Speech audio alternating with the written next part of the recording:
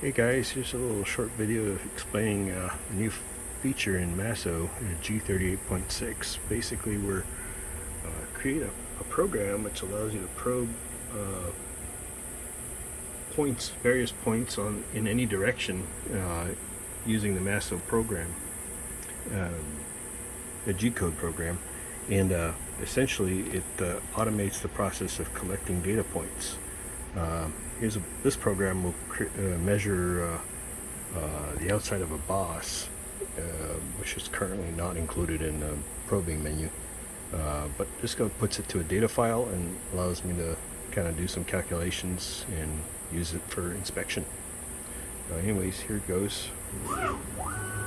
So basically, it automatically starts a probing sequence and collects the data points on each side of the boss,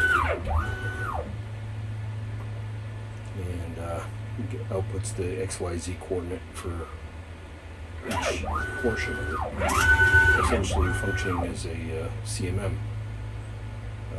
Pretty neat function. A little bit cumbersome because you have to use the output file and open that in Excel and to get the information you need, but might be useful to somebody. It's a pretty cute little program, and should be useful. Alright, check it out.